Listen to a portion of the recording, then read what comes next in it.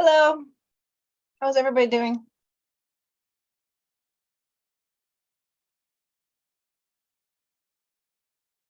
Good to see you, Tracy. Good to see you too, Mark. How's that daughter of yours? Is she going to be an engineer or something? Potentially. Maybe, She's a maybe art history or something, right? no idea. Could go in any direction. So she's a crackerjack. How old is she? She's 4. And my Oh, son just turned 7 on Friday. oh, fine. Golden years, right? He Golden. really wants to be a computer game programmer. But now I've already been working on that a little bit. Wow, that's good. Papa tried to make me a chemist and it didn't work. That gene didn't take. But Either that or he wants to be a movie maker. He's already made a bunch of like shorts where he like draws the pictures and then he animates them over like he scans them in, puts them to PowerPoint, and then speaks over the movie that he's made. taught to Dean McLaughlin, right? Mm-hmm. Wow. I guess they'd call this Hollywood Central, maybe. If there's New York and LA, and so maybe I think Austin's got the head start on us, though. To be honest, right? Yes, potentially. Although we got some really great folks here in the Biz Lab and else and affiliated. It's very exciting. Absolutely, absolutely. Yeah.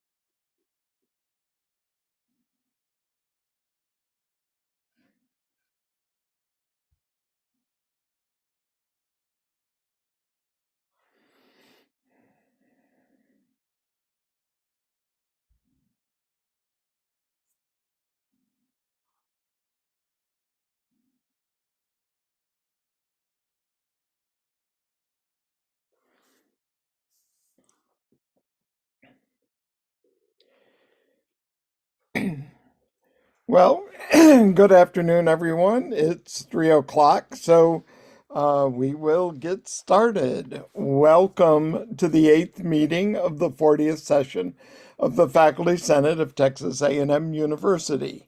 If you need a reminder of the Zoom features used in our Senate meetings, the Zoom tip sheet can be found on our website at the top of the current agenda page. At this time, please make sure your microphone is muted. Senator Andrew Klein will be monitoring the raise hands function. He will verbally identify you, then you can unmute your mic and ask your question. In fairness to others, please limit yourself to one question at a time. Senator Klein will also be monitoring the chat to convey messages as necessary, so please send any chat questions directly to him. We're using the registration function of Zoom to track attendance. Most visitors today have been asked to view the meeting via our live stream, but our guests and administrators who may be asked to answer questions are joining via Zoom.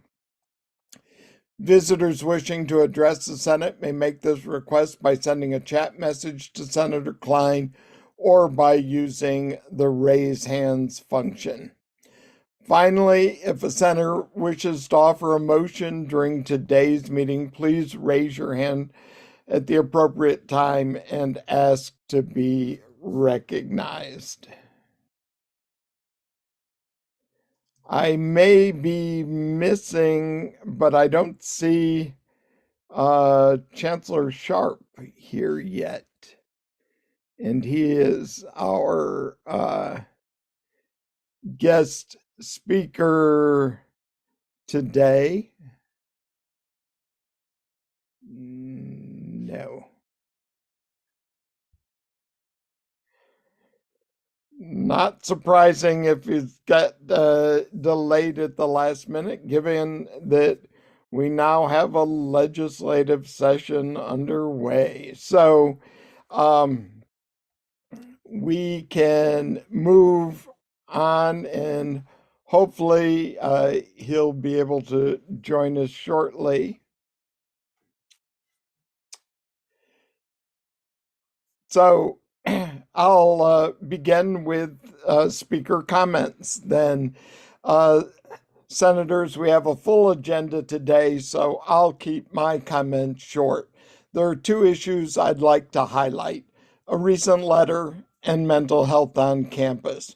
First, I've been asked by several of you why the Senate did not take action on a letter sent by a distinguished professor to the administration dealing with concerns about the path forward. I wanted to explain my rationale that was supported by the executive committee. As Speaker, I've been asked frequently to enter disputes between faculty members and their departments or colleges. I've consistently declined and referred those faculty to the proper channels to deal with the issues. As a Senate, I want to assure everyone that we will continue to take up issues identified and put forward by our committees, and we will not shy away from doing so, as we did in August with our statement on shared governance. But endorsing or getting officially involved in one person's communication would set a potentially difficult precedent for Senate engagement in the future, in our view, and that's why we followed the course of action we did. For us, it was about fairness and consistency. On mental health, a group of senators, primarily from the EC, has had two very productive meetings with Dr. Nancy Farnwald, the Associate Vice President for University Health Services, and Connie Langelier, the Associate Director of Counseling and Psychological Services, to discuss student, staff, and faculty mental health issues and resources.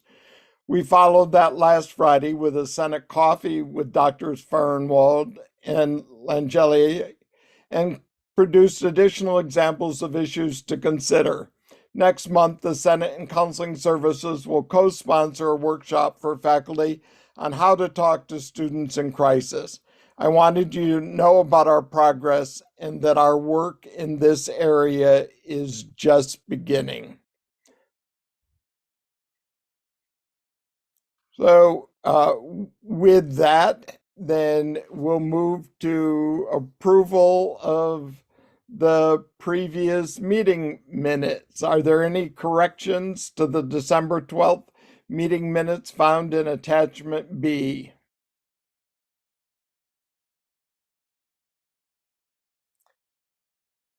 Hearing none, then I declare the minutes approved as distributed. Moving to an amazingly long consent agenda. Not surprising given that it's January and the deadline is upon us for course approvals for the next academic year. I have had a request to pull Nutrition 210, that's NUTR 210, and the Bachelor of Science in the Food Science and Technology program. That's the BS-FSTC from the agenda due to a problem that was discovered. The courses have been rolled back for further action. Are there any other questions or concerns with our January 23rd consent agenda items? Blanca has her hand up. I would like to request that the inactivation of the BIMS minor be removed from the consent agenda. So which one was that again? The BIMS minor, The BIMS minor? yes. Are there any other issues with the consent agenda?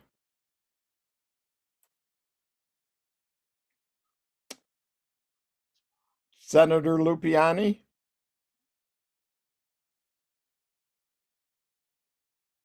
Sorry, forgot to remove lower. Okay. All right, then, hearing no other concerns, I declare the consent agenda approved as submitted with the 3 exceptions.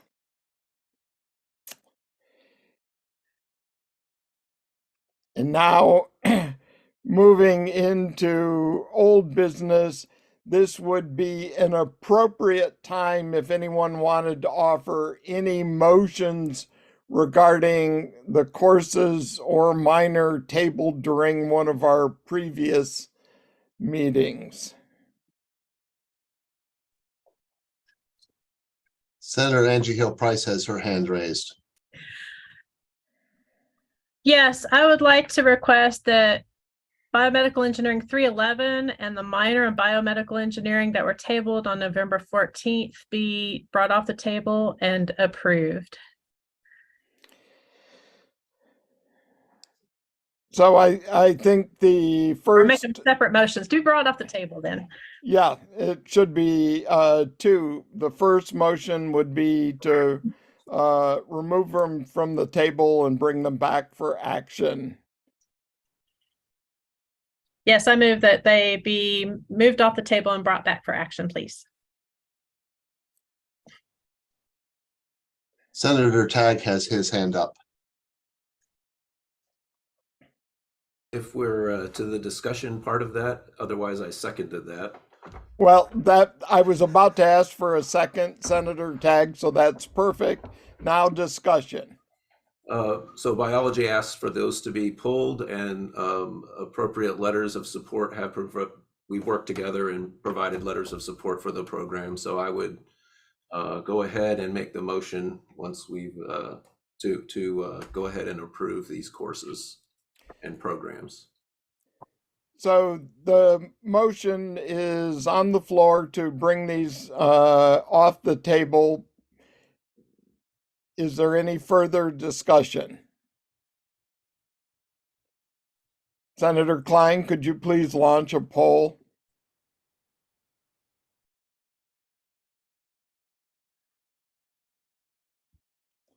So with this, you're voting to bring them off the table, and then we'll have a motion to actually approve the minor in the course.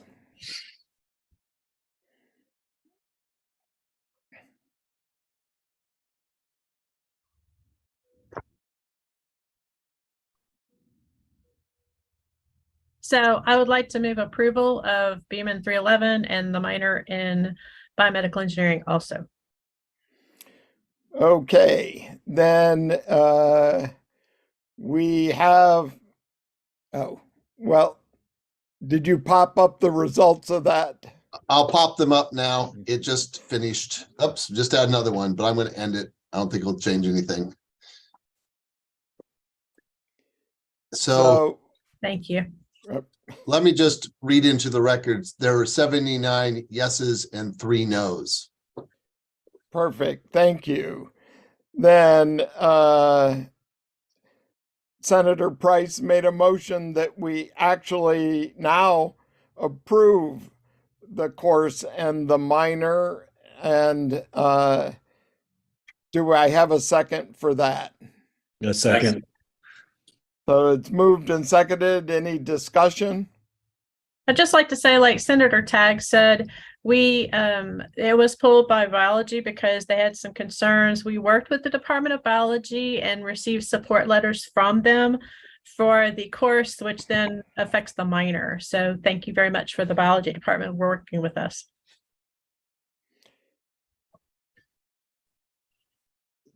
With no other discussion on the floor, Senator Klein, would you please launch the poll? In this, you're voting to approve the minor and the course.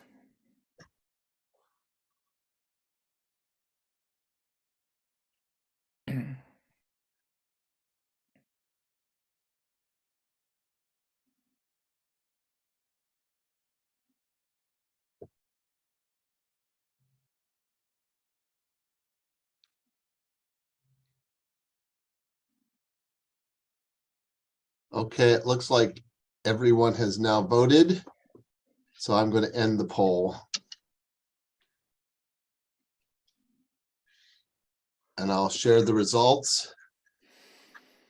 And so it's 81 votes for, 2 votes against.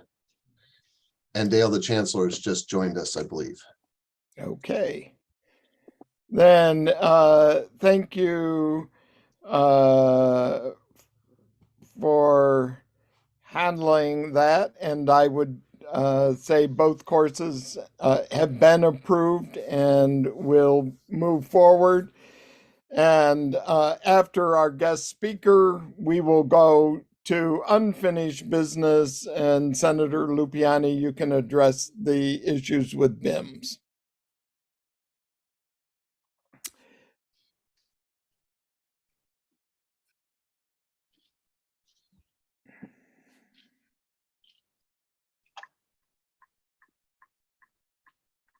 Are we doing it now, There. Dale, or No, after? we'll do it after Chancellor Sharp.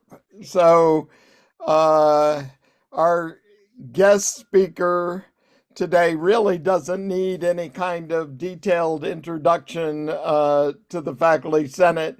He's well known to us as the leader of our system and a valued supporter of the faculty. And we especially appreciate that Chancellor Sharp has taken time to be with us today. With the Texas legislature in session this spring, he's going to have a busy time ahead of him, to say the least. Please join me in welcoming Chancellor Sharp. Yay. So I got Billy Hamilton with me and James Hallmark, Vice Chancellor for Academic Affairs. How are y'all doing? Good. Good. Howdy. Howdy. That's what I forgot. Yeah. Would you like to talk about any of the issues you see coming up in the legislature before we open to questions?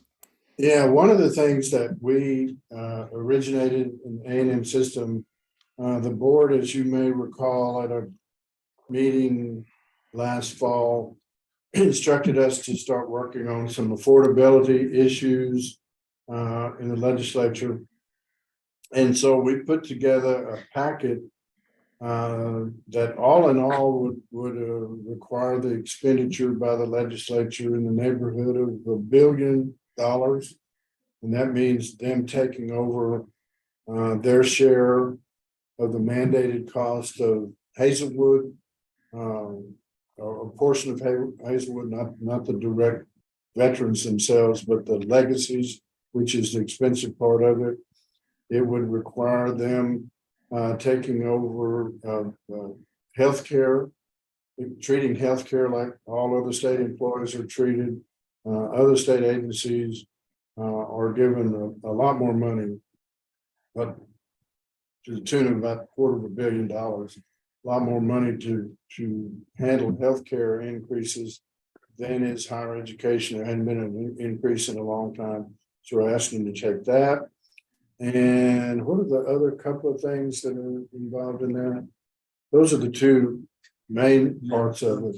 Oh, and Insurance. insurance, Mental health. oh, and some mental health money, as well as this doesn't concern A&M, but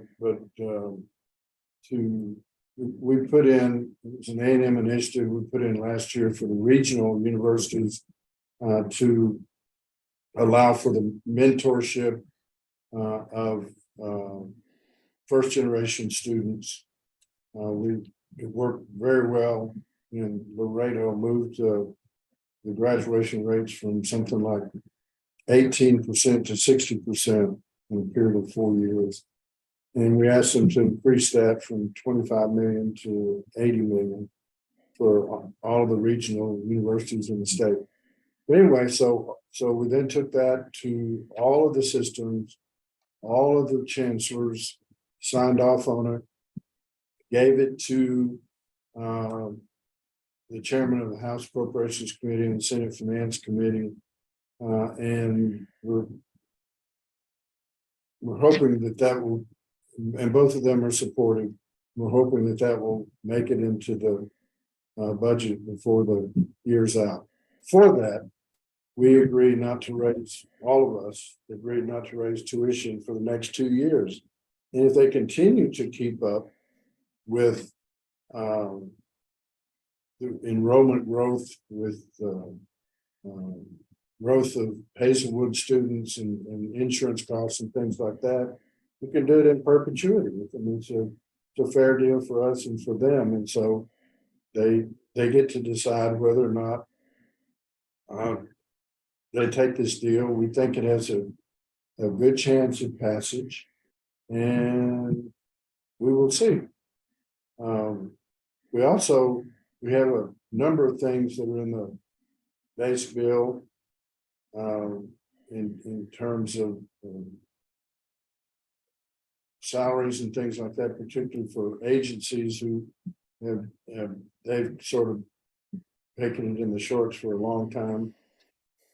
We also have about $300 million in the base budget bill for what would become an 11th agency in the A&M system, and that has to do with the partnership with NASA about building a space center. It would be in Houston, but we would run it for NASA. So there's several things in the base budget of the bill that would generate a lot of revenue. I mean, the reimbursement to us for Hazelwood would be 37 million in the system, something like that. Probably about 20 million or something like that just for A&M alone. So there's 40s. Yeah, we wouldn't have to bear all of this cost ourselves. So that's in the mix, and that's one of the first things in the mix.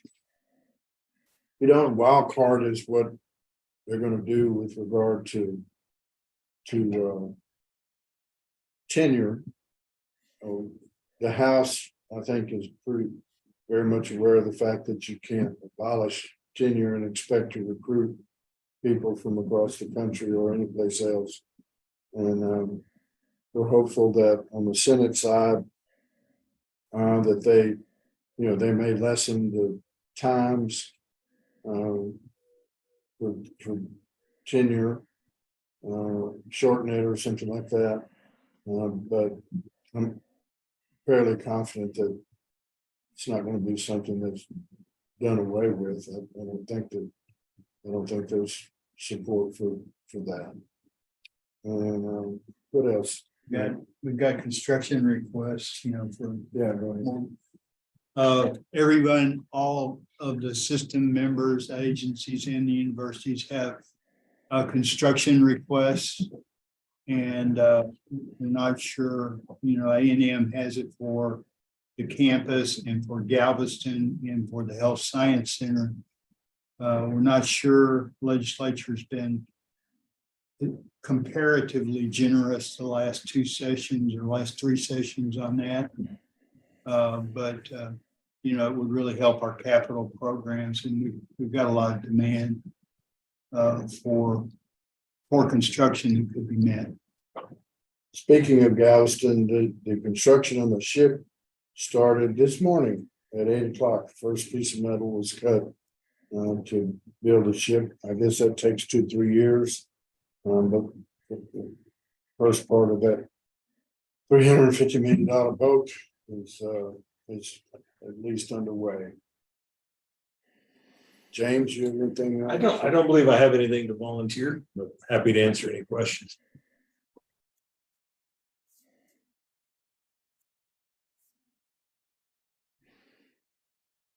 Well, then let's open for questions for Chancellor Sharp. I see one is already in the chat. Senator Klein, do you want to relay it? Sure. The first question in the chat is that it concerns Texas Senate Bill 147, which is expected to pass and be signed by the governor, which will make it illegal for the citizens of China, Iran, and Russia to own property in Texas.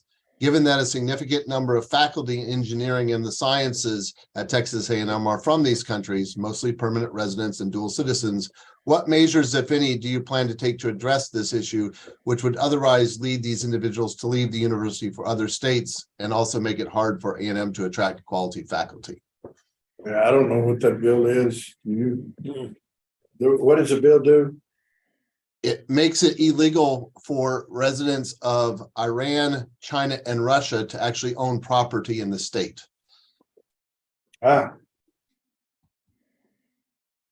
We haven't been briefed on that yet.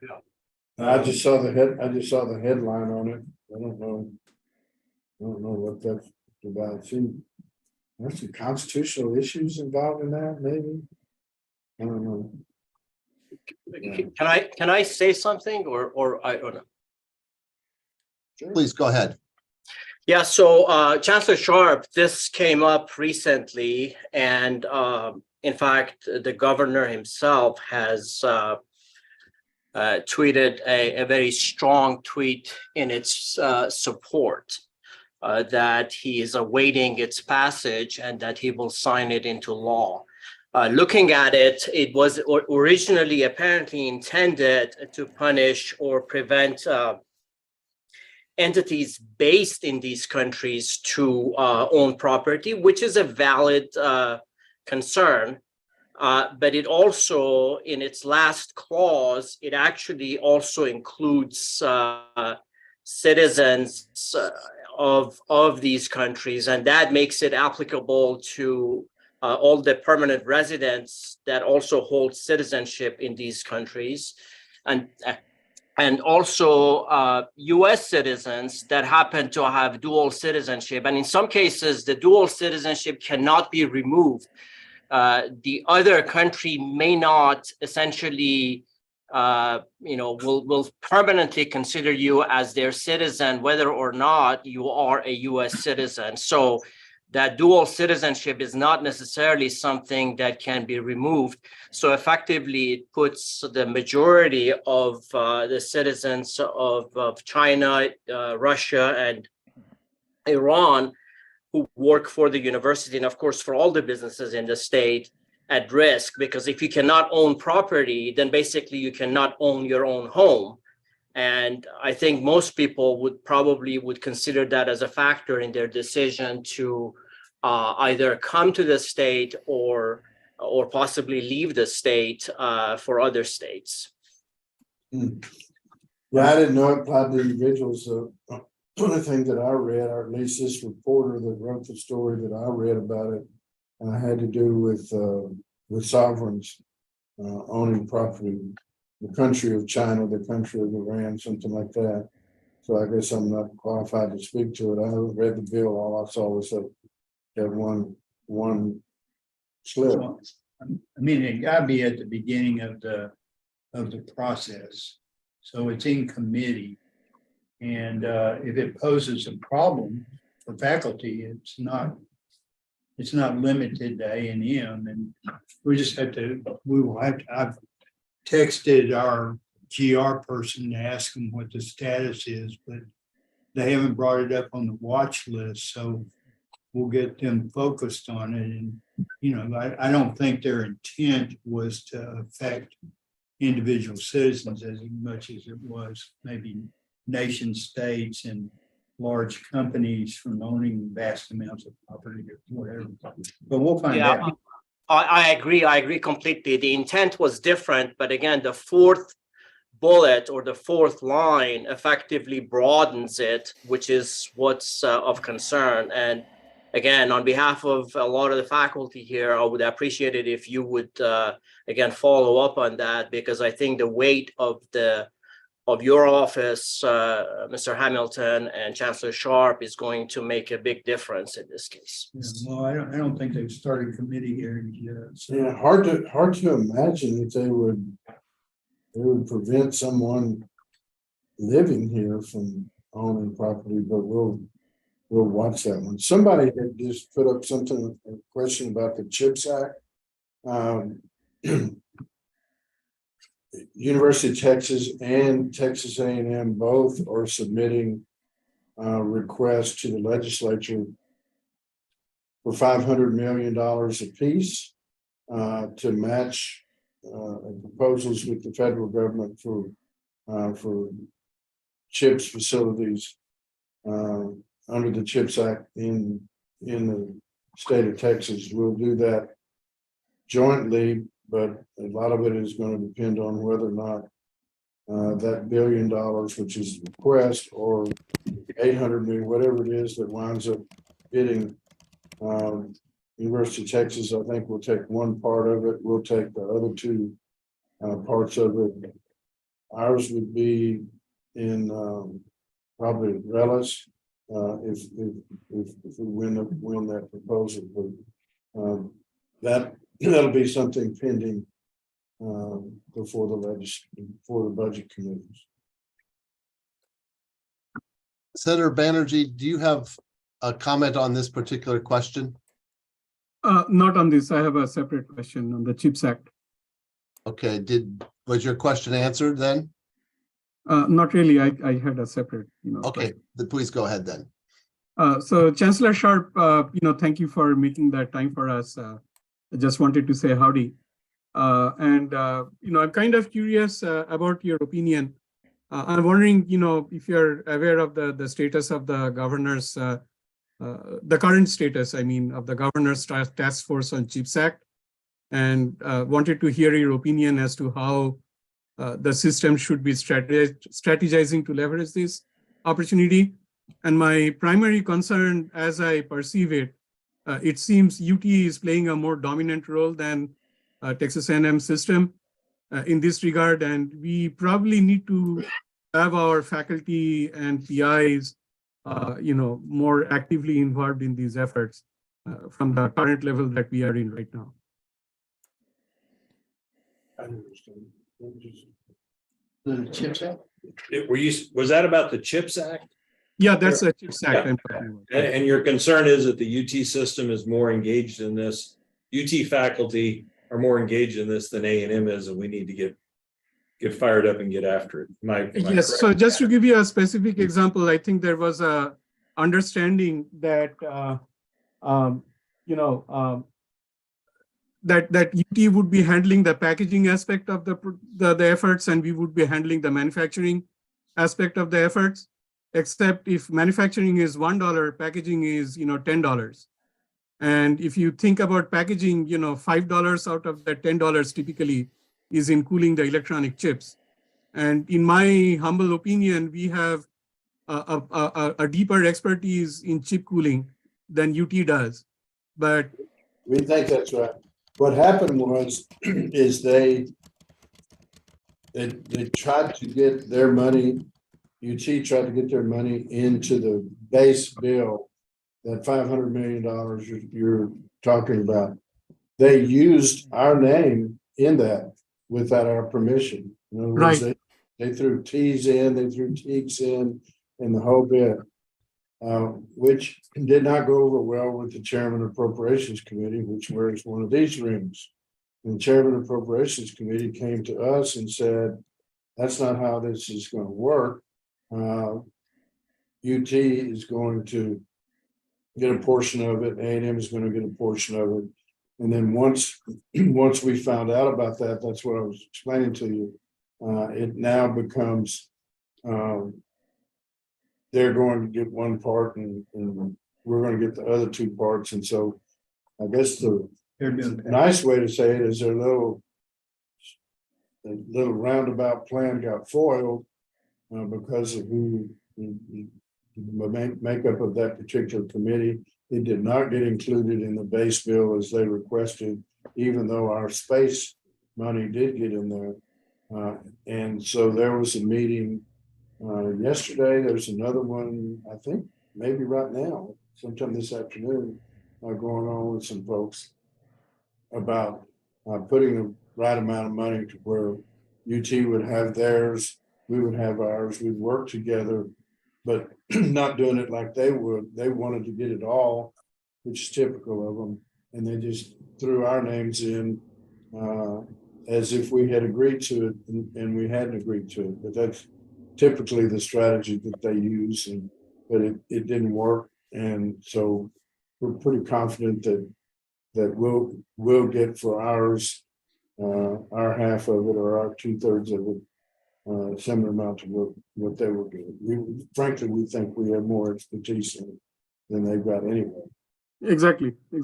So is there something we can do so that we can play a more active role and have our faculty and PIs be more involved?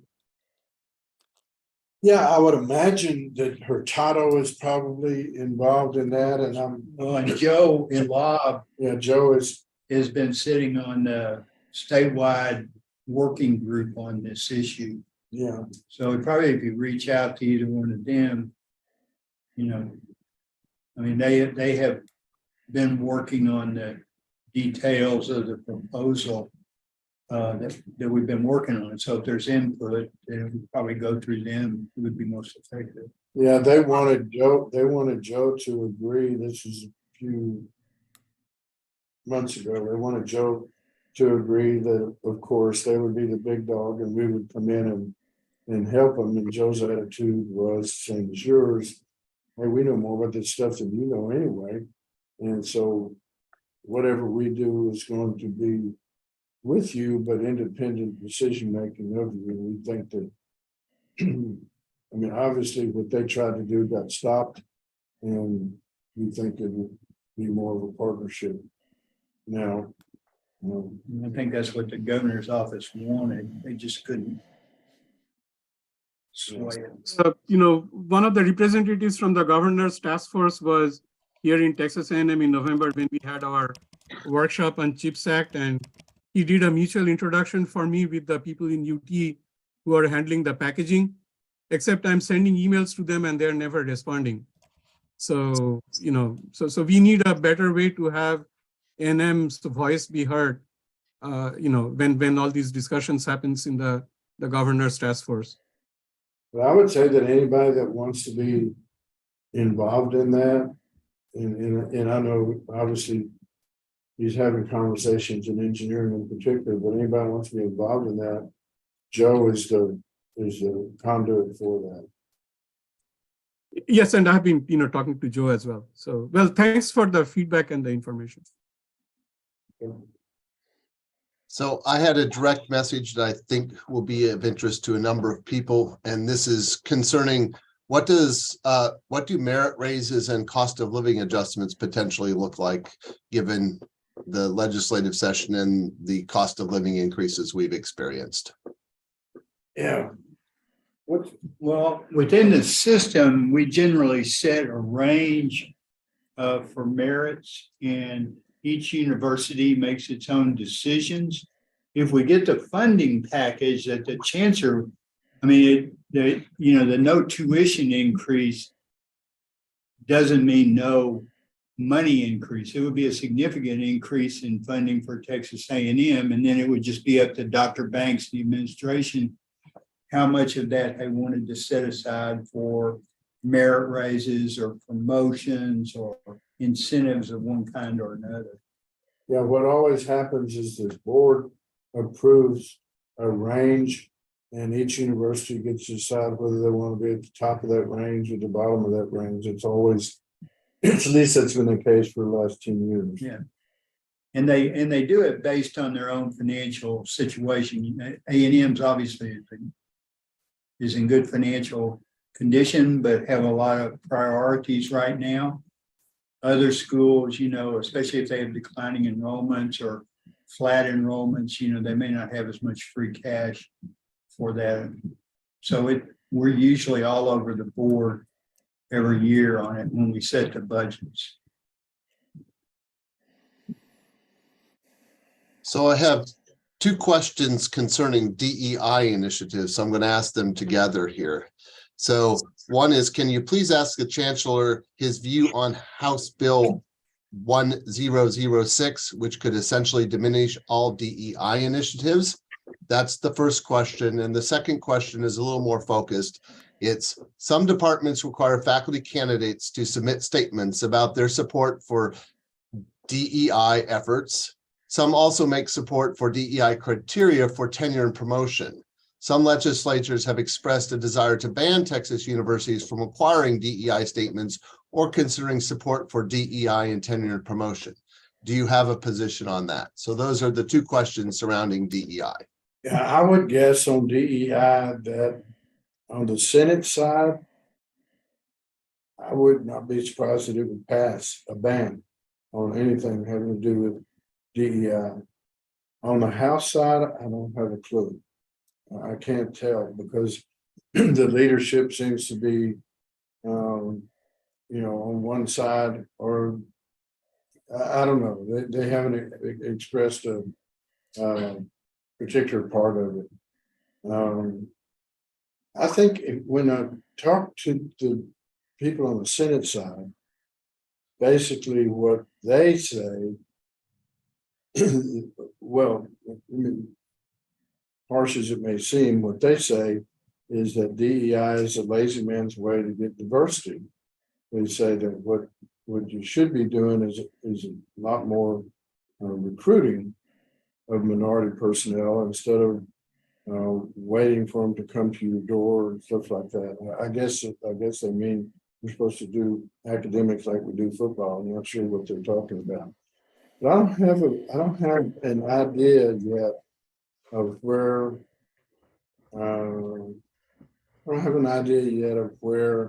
that is. I suspect though that legislators that are supportive of this are probably going to hold the money on what we just talked about on the affordability and all of those things. I suspect there's going to be a lot of tying that to DEI and those things before it's over with. You have a comment on it? Yeah, I'll add to that.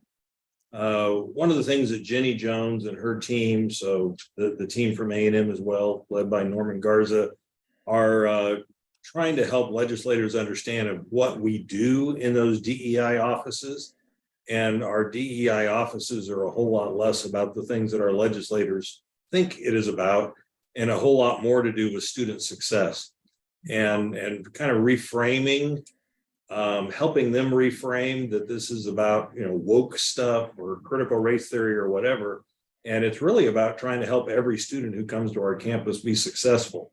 That's what our DEI, it's the belongingness stuff. It's the things that our campuses are doing to try to make sure that everybody who walks through the door is successful. I don't know that we'll be successful with that, but it's honest and accurate. That's what our DEI efforts are really about, is for helping every student succeed regardless of what characteristics they may have. So I think the chancellor comments are really course spot on in terms of how the legislators will respond to this, and where this may go is hard to predict. But that's an effort that we're trying to do right now. And you may be aware that we asked each campus in the A&M system, including A&M, to provide us that kind of information as to what kinds of things are done under that DEI banner, so that we could be better informed as we talk to the legislators about what is actually happening in DEI, as opposed to having them shaped by what the national conversation is about DEI, which is considerably more radical in reality. So, and we've also tried to explain to them that aside from what it does and what it is, that there are accreditors driving this training too. And so unless you think that you can find a new set of accreditors that won't require that, what do you do? And so DeSantis drove a bunch of this, but I don't think he's found a new set of accreditors for Florida. It's going to be interesting to see what happens when there are no submissions, no questions answered with regard to DEI in Florida, when their accreditation comes up in different colleges and universities in that place. And so we will see. Another hot button issue, of course, is tenure. But we're confident, I'm confident, that tenure is not going to be done away with, that we can find, some middle ground to keep that in place, for the very simple reason that you probably don't need to have the Chancellor's Research Initiative anymore if you're trying to recruit faculty from out of state into this state, and then you throw all the money at them that you want, and then you tell them, oh, by the way, you won't get tenure. And I think they go south on it pretty fast. And so we're spending some time, talking to very privately to members about those things, and we'll see how it happens. I'm glad the chancellor brought up the accreditation. You may be aware that SAC-COC, which is our accreditor, as is Florida's and all of the South, is issuing a diversity kind of statement that we will have to integrate into our reaffirmation plans. I also learned in the process of finding more information about this, NCAA has a requirement as well. And I got to think that the legislators are going to pause at the concept of hurting their beloved Texas A&M or UT NCAA status because of some of the actions they may pursue. They may not care about us academics, but they sure will care about athletics. So, there's some factors out there that will play out over the following months, such that the concern we have here in January may not be the same ones we have in May.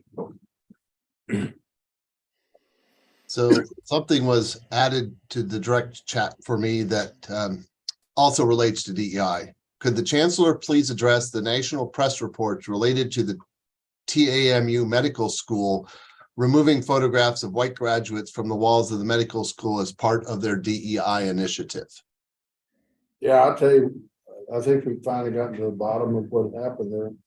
There was a DEI representative at the medical school. This happened in 2019, by the way. This wasn't something that happened in 2023 or 2022 or 2021. This happened in 2019. The DEI person there was relieved of their job. The person that wrote this, but he wasn't relieved of his job because of this. It was I think, some other things that happened.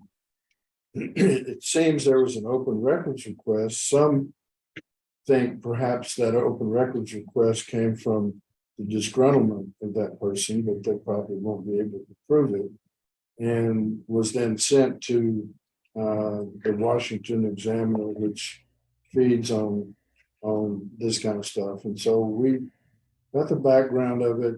We got tons of inquiries, as you can imagine, from conservative members of the legislature.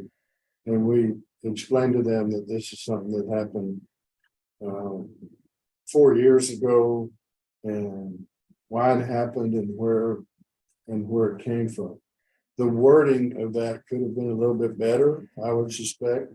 You know, if you took that wording that person wrote and put black where he put white, it would be an outrage. And so I think that was unfortunately, and perhaps it was done on purpose. Who knows? But anyway, all we can do is explain what happened. Also, Chancellor, I have some information on SB 147, not to back up. It's a co-course bill. It's been introduced. The government relations is gathering information on how it would affect the universities in our system. Apparently some House member who's also a former Aggie had a press conference today to oppose it. And I just looked at the bill, and you're right, if you strike, I mean, it seems to me what they're trying to achieve, if you just strike that fourth point about individuals, you probably solve most people's problem. I mean, it doesn't in terms of investment in the state, but you know, at least the problem moves to somewhere else. Thank you, Mr. Hamilton. So Senator Alvarado, thank you for being patient. Thank you. Good. Hello, Chancellor Sharp. I have a kind of a simple question to ask you. For the last year or so, have seen that some of these top-level searches have been internal, right? Right now, we have a search for the dean of the College of Engineering. We also for the provost office too, for the permanent provost. Both of them are internal, as far as I know. Is there a reason for that? For having just for considering only internal candidates? Yeah, those are university searches, and we have nothing to do with those. Our searches that we have done for our presidents, which is the only searches I do, and for vice chancellors, I don't think we've ever had one that's been. Just to follow up, but for the dean of engineering will be also vice chancellor's position, right? So we'll report to you. So do you think she'll be external or internal? External and internal, or just internal? Yeah. Oh, I see which one you talk about in engineering. I didn't have a problem with that, with it being internal. But what do we give up by not considering very good candidates that I can name at least 5 nationwide that are super qualified to be the next dean of engineering? I think the reasoning there was that engineering has a lot of things that have been started by the previous dean and this first dean to replace her. I think maybe felt it was important to continue those things, and the best chance of doing that would be with an internal candidate this first time. Anyway, it ain't gonna change. Thank you. Senator Banerjee has his hand raised. So just to follow up on what Dr. Alvarado mentioned, are we losing out on good candidates by just casting it to be internal? Or the other way to pose that question would be, why not external? Why not external? No, why not external? Just for what I just said. I think the president in particular feels it's important to continue with the things that have been set in motion, whether that's 25 by 25 or whatever. Obviously, there's been some success since you have vaulted into the top 10 in colleges and universities, and passed the University of Texas in engineering. And I think the reasoning was that let's finish the job in some of the things that have been started there, and then next dean can come in with new and bright ideas, right? Senator Alvarado has his hand up again. Well, I think you answered my question already, but let me ask the question one more time. What about the other searches? Provost search, I think business school search. Are we just limiting ourselves to internal candidates? And do you think that's a good idea? Now, I know the provost search I have nothing to do with.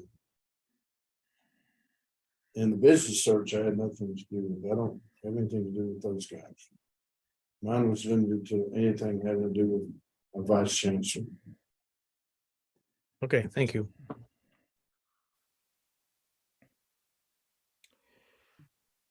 I think she thinks that there's adequate talent within Texas A&M, and that's what she wanted to pursue. I mean, I know that's what she thinks. But she came from Purdue. She's the exception that proves as a rule. So, well, I think that wraps up questions. So if there are no other ones, then I would like to thank Chancellor Sharp and the Vice Chancellors for joining us today. Again, we really appreciate you taking time. Thanks so much. Okay. Thank you. Bye-bye. Bye. Now to go back to unfinished business, we pulled the BIMS minor at the request of Senator Lupiani. So did you want to explain what the issues were there?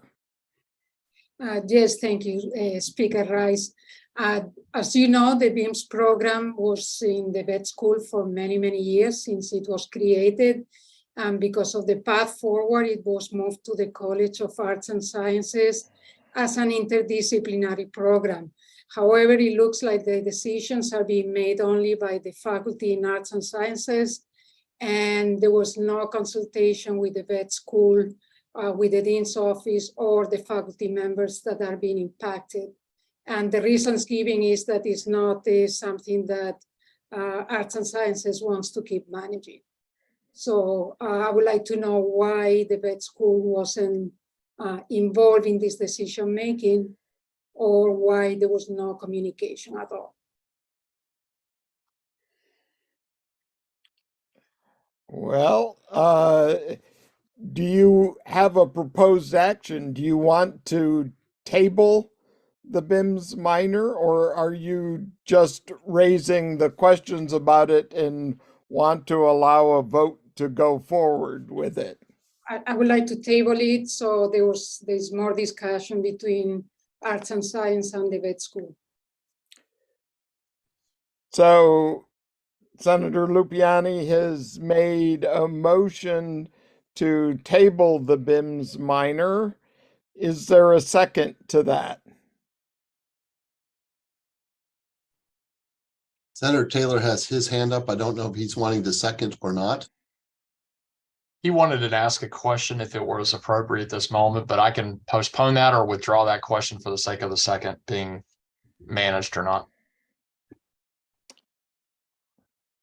So back to, do we have a second? Second. So the motion has been made and seconded to table now discussion. So Senator Taylor, would you like to enter the discussion now? Yes, if I may. I just wanted to ask Dr. Lupiani to make sure that I understood your point, Dr. Lupiani, correctly. You indicated, yes, that the BIMS program had been harvested, as it were, from the College of Vet Med into the College of Arts and Sciences. But did I hear you correctly that the College of Arts and Sciences is now wishing to not continue moving to administer this program and oversee this program. Did I misunderstand that point? I was a little unclear on that last point you made. It's supposed to be an interdisciplinary program. So Mhm. that means that faculty from all across campus can be involved in the program. The reasons they are giving is that the two required courses for this minor are taught at the vet school and most of the electives as well, and that they cannot manage it. And also that it conflicts or overlaps significantly with one of their minors in biology, and therefore they want to get rid of it. But the dean at the vet school and the faculty that teach those courses have not been involved in these discussions. All right. Thank you for clarifying that. I apologize.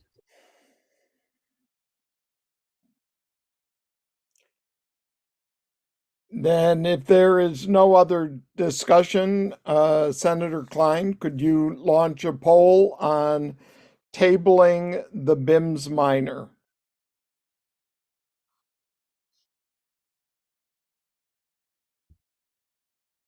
So can you please clarify what we are voting for or against?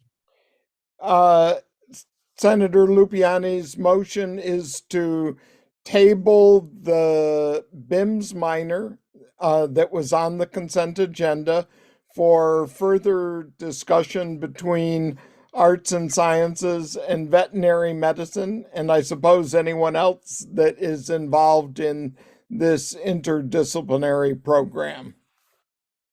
Thank you.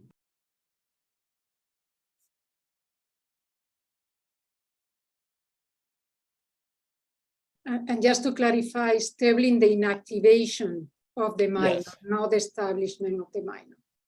So that's a good point, that with this, it would be inactivated. Now tabling it means it won't be.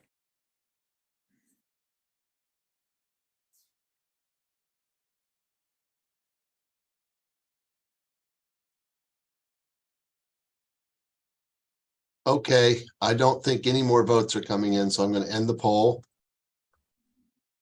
And I'll share the results.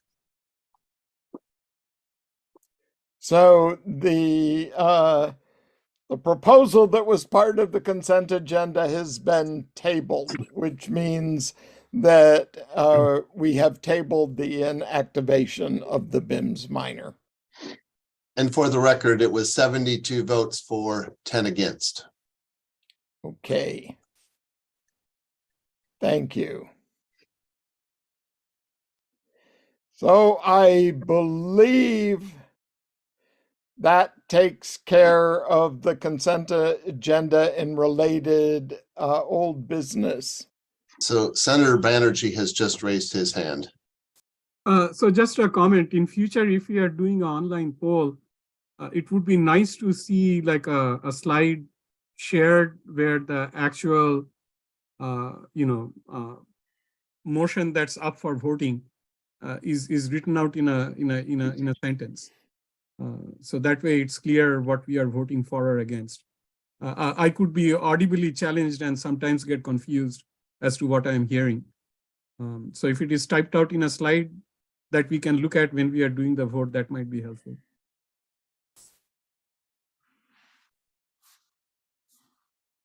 Especially if we're voting for or against a double negative.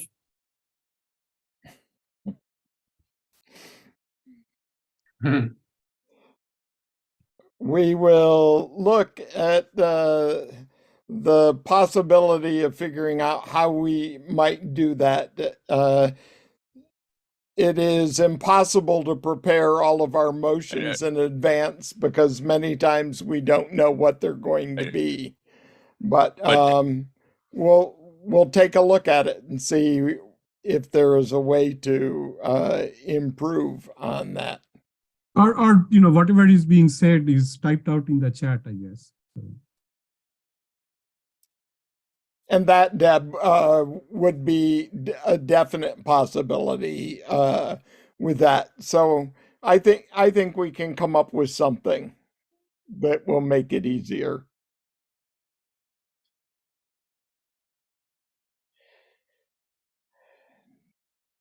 Now for committee reports, are there any questions or concerns for the Core Curriculum Council report found in attachment C?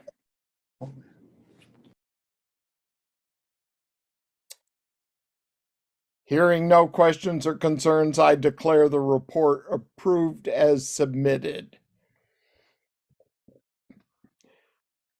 Now we'll move on to new business and the proposed Faculty Senate constitutional amendments found in Attachment D. Attachment D includes the 5 proposed amendments that were approved by the Bylaws Committee and Executive Committee and were deemed non-controversial. Senator Klein, do you want to bring up something before I continue? Yes, sorry to have to interrupt, but we still may have some faculty members who are non-senators in the room. So for those of you who might have been there for consent agenda items, could you please exit the Zoom meeting and rejoin on the YouTube live stream? This is just helping to ensure that our voting is accurate. Thank you very much, and I apologize.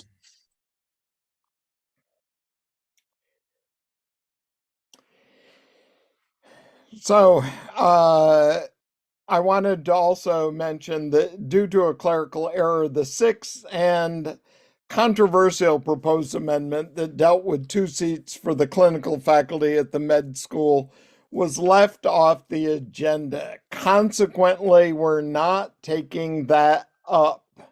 So this today only deals with the 5 basic amendments that will really make our reapportionment and elections go smoothly. And at the last meeting, a request was made that we take up these proposed items individually. So, Secretary Epstein, please move and read the first proposed amendment. I move the amendment to 2.A.2, which reads, electoral units shall be the university libraries and the academic colleges and schools, including the faculty at Galveston and Cutter campuses. Is there any discussion on the proposed amendment? Yeah. I'm sorry. Yeah, I would like to get some clarification. Okay. What So clarification would you like? Does the library still have any faculty? No. So then why are we including TAMU libraries in there? We had a fairly long discussion of this in December, and the fact that the librarians under the original Constitution were part of the Faculty Senate because the AAUP,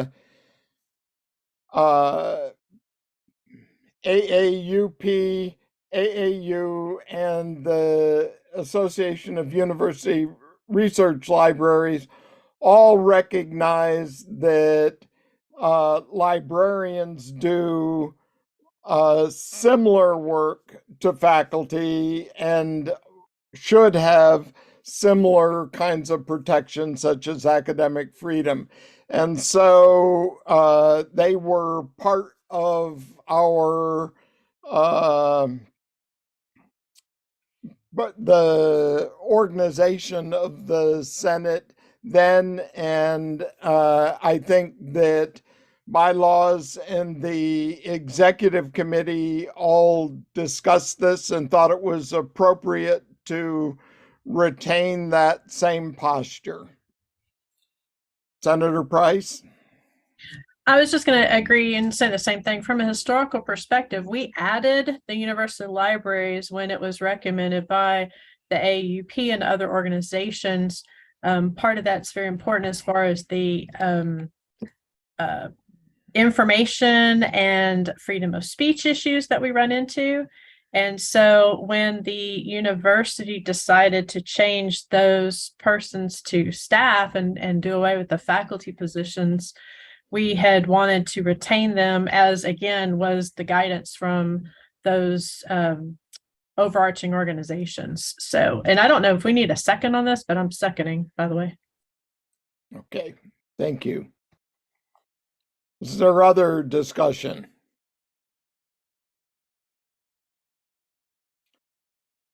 Senator Klein, would you launch the poll for the amendment to 2.8.2? And to note, we need 80 positive votes for an amendment to move forward. Our Constitution requires that amendments receive 2/3 of the faculty senate, not 2/3 of those voting, 2/3 of the Senate. So we need 80 votes.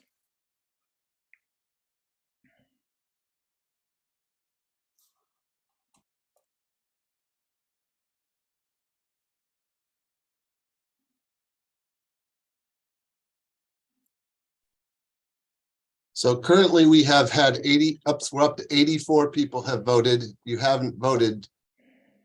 Probably want to do so rather soon.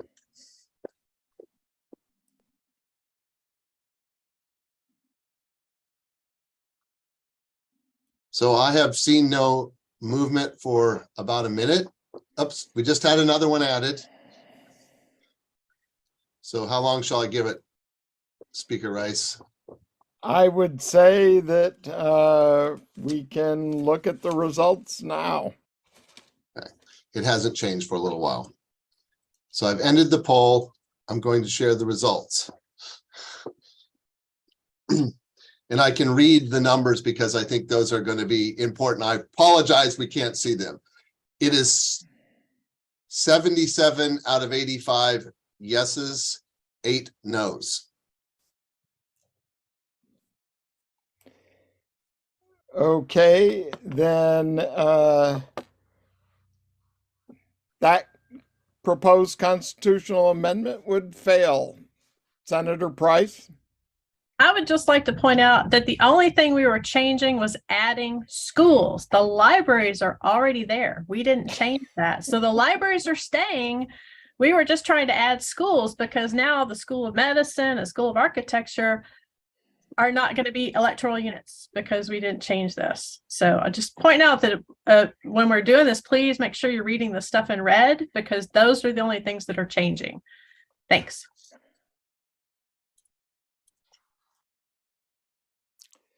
Senator Klein?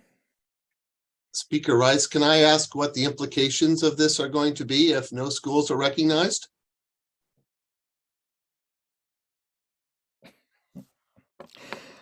I wish I had a good answer for that, Senator Klein. I don't. It seems a bit short-sighted not to add the word schools in there, but one has to bow to the will of the Senate, I suppose. Senator Laporte? Angie's not that I voted no, but Angie's Dr. Hill-Price's clarification there was very clear as to what the change was. And I don't know what the parliamentary procedure is, but are we able to recall a vote on that? Yes, I believe that you could request that we vote again. I would put a motion then forward to vote again. I don't know how I do that, but that's what I would want to do. I second that. I think you just did that, and I think it was seconded. So discussion, Senator Burge. Yeah, we really have to get this passed, and it's not doing anything radical. It's to the extent we have library in there like we already have. The best thing is it's a recognition of these members and that there is a unit. but we really have to take care of the schools. Otherwise, we have a constitution that doesn't fit our entity. And this is like the most basic thing we have to do. I don't want to say we can't vote no, but we really can't vote no. Thank you. Yeah, I think it might make several colleges not be, in schools, not be allowed to be part of the faculty senate. So that seems. Senator Scallion has her hand raised.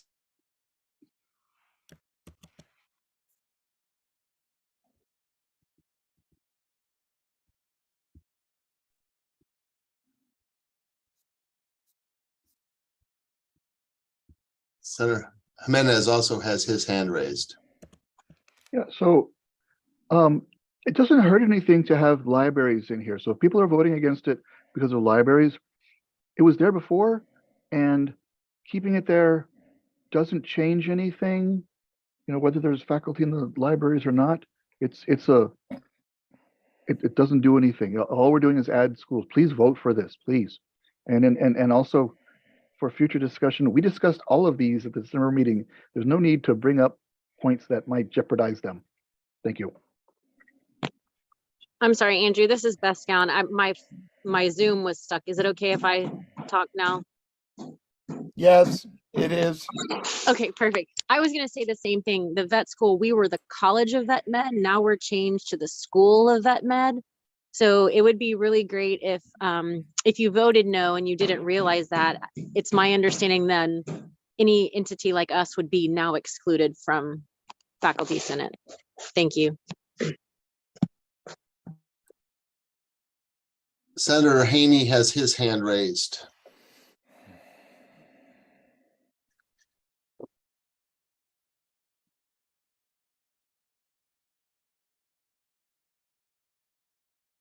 Senator Haney.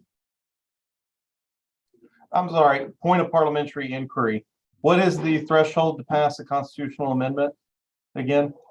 80. 80%? Okay, thank you. No, 80 votes.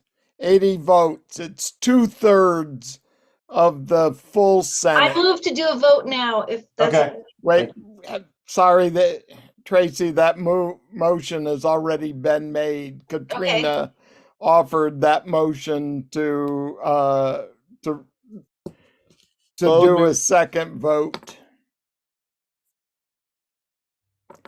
I see no more hands raised at this point. Then I would suggest that we vote on the motion offered by Senator Laporte to bring up the proposed amendment a second time. So this vote is to just agree with Senator Laporte that in essence will conduct a revote. Senator Klein, will you launch a poll?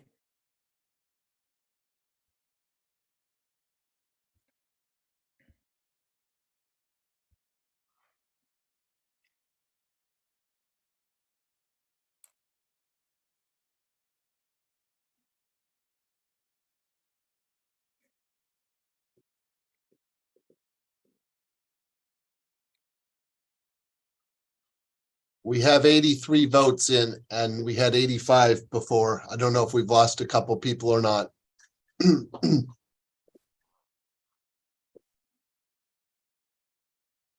But I haven't seen any movement on the poll for a little while. Is it okay to end it? It's okay.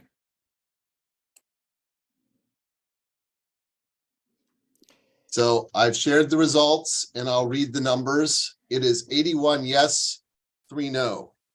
Okay, so this was on bringing it back up. So now we'll vote once again on the original motion to approve 2.A.2, and I had put that in the chat somewhere just so faculty knew exactly what the wording was. I'm going to relaunch. Thank you. And by the way,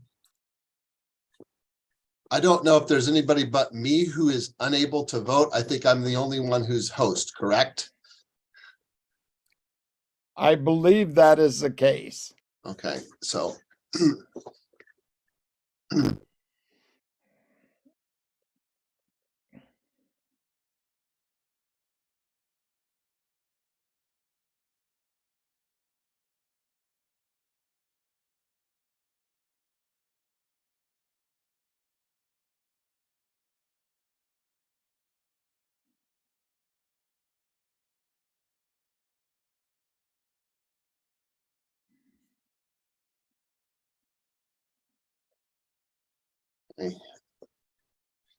seems we've lost another vote.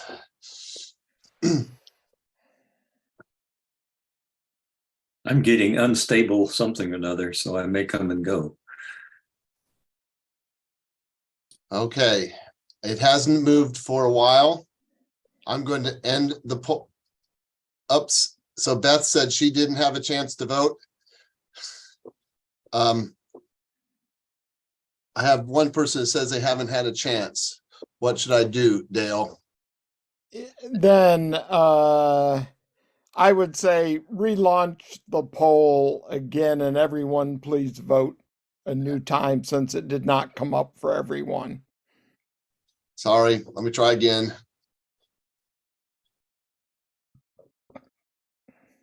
Okay, it should be launched again. And please let me know if you don't see it.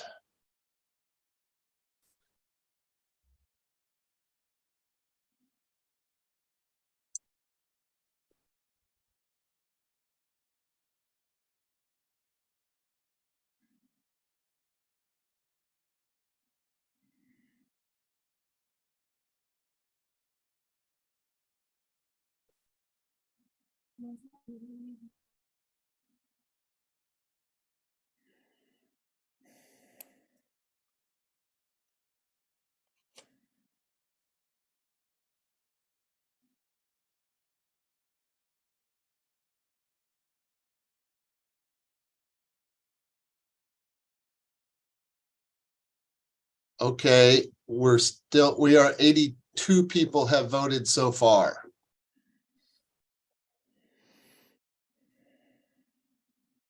Anybody else not have a chance to vote?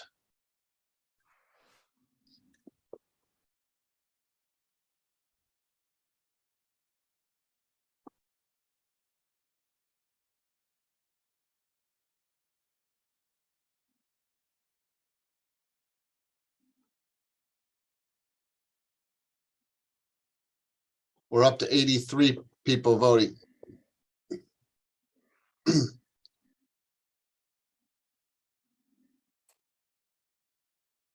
Yep, we're up to 84.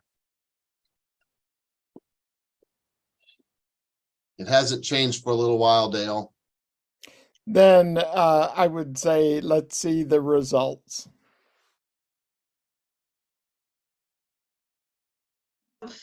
Andrew's vote if we need to. So right now we have, well, we ended it. There are 82 yeses and 2 nos. Okay, thank you. Then Amendment 1 that adds schools is approved and will move forward. Secretary Epstein, please move and read the second proposed amendment. I move the amendment to 2.A.5, which reads, the number of seats established by apportionment shall not exceed 150. So previously it was 120. We moved it to 150 to allow for growth and the potential to solve some problems in the future. But I don't think there is any thought that there will be any increase in this next round. Is there any discussion? Does it need a second? If so, I'm happy to do that. Yes, thank you. So it has been seconded. Senator Hill Price has her hand raised. Please vote yes, so we don't have to round down when it comes to partial senators. Thank you. And it allows it, right? It allows it so that we don't have to round down when colleges have partial people. Thanks.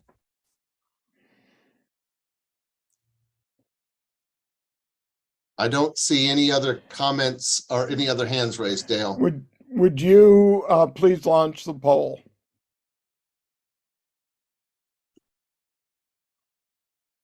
Okay, everyone, the poll should be launched.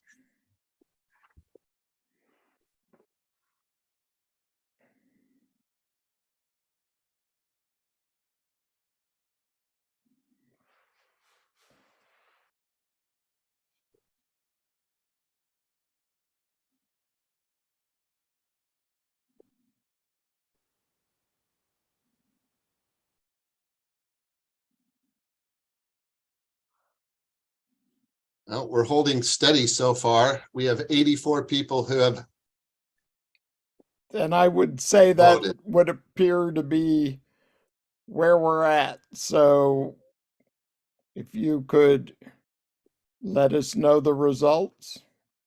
Okay. So the results are 83 yeses, 1 no.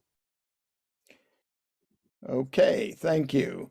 Then Secretary Epstein, please move and read the third proposed amendment. I move the amendment to 2.A.6, which reads, each electoral unit shall have at least one senator. And that is to provide for very small new colleges that may have way under the, normally you get one senator for about every 25 faculty.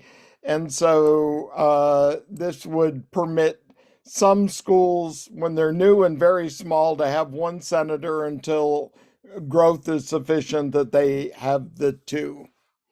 Is there any other discussion? I second.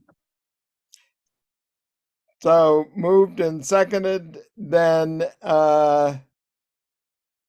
Let me just, as somebody who's been looking at the numbers, if there's concern, none of the current units will drop down to one by a good margin. There's no changes. The concern was with NMed, if they had 8 faculty members, and just, I found out they have 0 faculty adlock to NMed. So if you're like, oh, is my college too small? No, everybody will still have at least 2 with the current numbers I have. so Senator Klein, please launch the poll. Okay, everyone should see the new poll.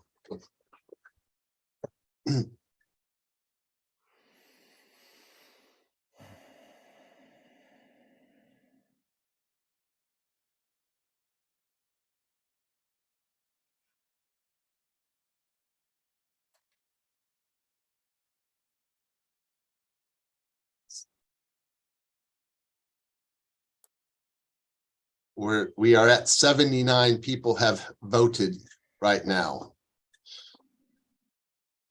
We're up to 81. We're up to 82.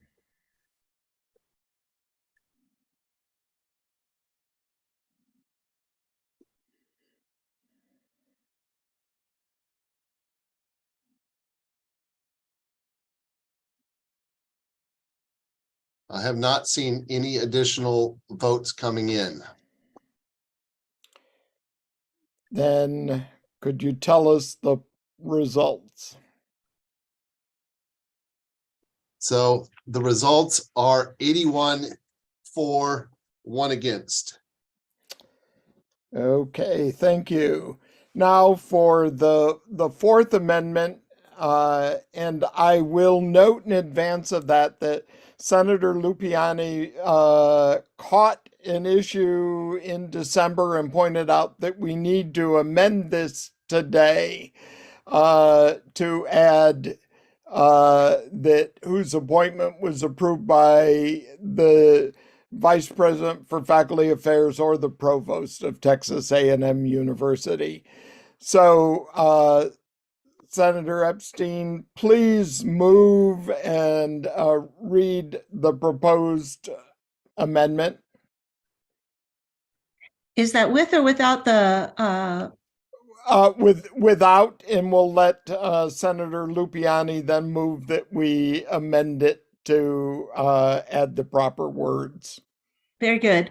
I move the amendment to 2.b, which reads, membership for purposes of the Faculty Senate, individuals eligible for election shall be all faculty and librarians employed by Texas A&M University, one, whose appointment was approved by the provost of Texas A&M University, two, whose faculty or library appointment at TAMU is the person's primary long-term position, and three, who is employed at TAMU with an annual FTE of at least 0.75. Other academic appointees who receive full-time salary from funds appropriated as teaching or library salaries shall also be counted as faculty. In the case of questioned status under this provision, the decision of the Faculty Senate shall be final. Thank you. Senator Lupiani, would you like to move the fix? Sure.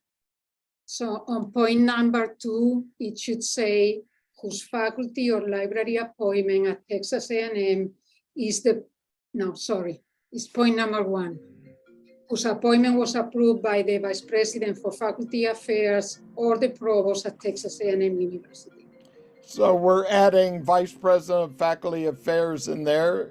It has been moved that we add that. Do I have a second? Second. Okay, and a second from Senator Price. Any discussion on the amendment to the amendment? Senator Price has her hand raised. So the amendment to the amendment is extremely important because it covers all of our bases. And the original motion with the librarians is also very important. And I put it in the chat. Ever since we've had a Senate here, they've always been part of the Senate. And before they were faculty, because they weren't faculty originally, and then they became faculty, and then they had the faculty change. That was taken away from them. So please keep them in the Senate as they have always been before they were even faculty. Thank you.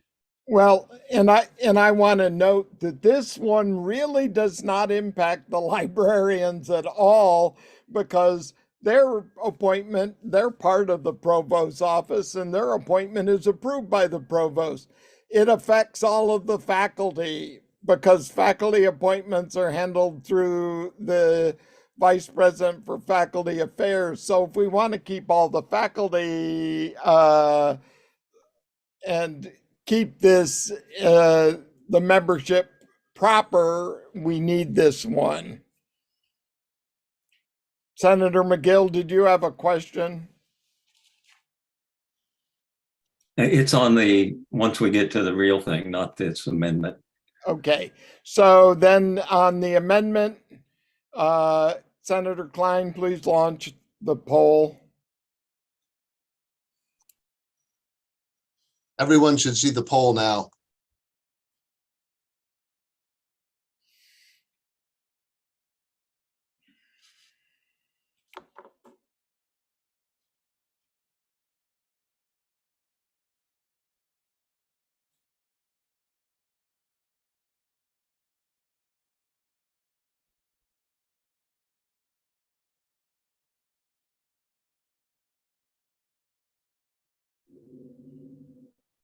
We've had 81 people vote, and we're up to 82.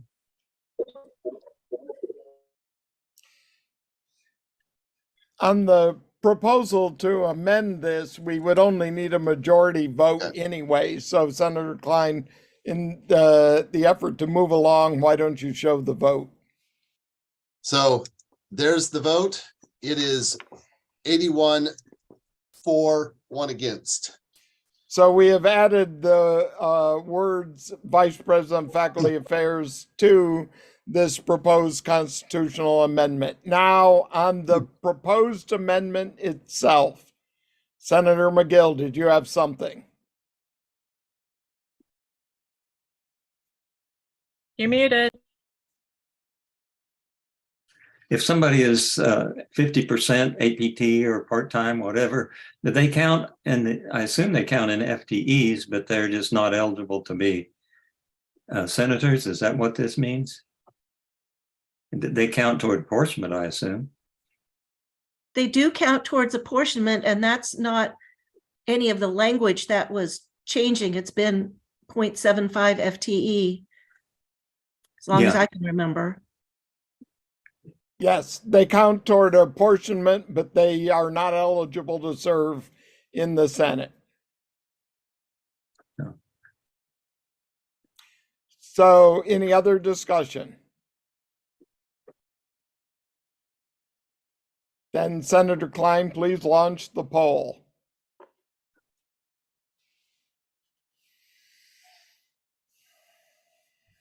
The poll has been relaunched.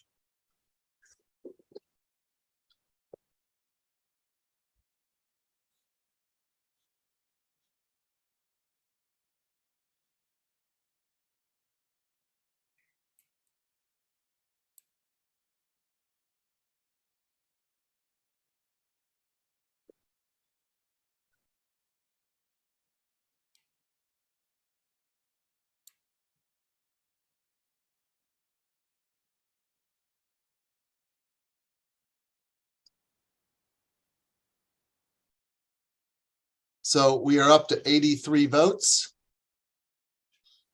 And it hasn't changed for a little while. Then please disclose the result. Okay. So the results of the vote are 81 for and 2 against. Okay, thank you. And now the fifth and final proposed amendment. Secretary Epstein, please read and move it. I move the amendment to 2.E.2a, which reads, an executive committee shall be elected by majority vote from within the faculty senate and shall have no less than 5 members, nor more than 10% of the total membership of the faculty senate, with no more than 3 members of the executive committee from any one electoral unit. The executive committee shall be elected annually. The executive committee shall exercise powers delegated by the faculty senate. The president of Texas A&M University shall not be a member of the executive committee. Is there any discussion on this? Second the motion. And thank you, Dr. Cecilio. I do have a question. Hang on, Moina. There Yes, are several other people who are Yes. there. Yes, absolutely. Senator McGill, you had your hand up first. Yeah. I was just wondering why moving from 2 to 3 when I think we're still going to have exactly the same total number of units when we get done with all this rearrangement. And I don't know if it really makes any difference. But why 3 from any one particular unit is okay now? Well, I think the rationale from bylaws and the EC both was the fact that there were 3 colleges that were merged, and the consequence of that would mean that there would be not even enough representatives potentially from the previous colleges. And so that was the rationale for increasing from 2 to 3, so that there was the potential for perhaps, and again, it's all up to whatever the full Senate does, because you make those decisions when you vote.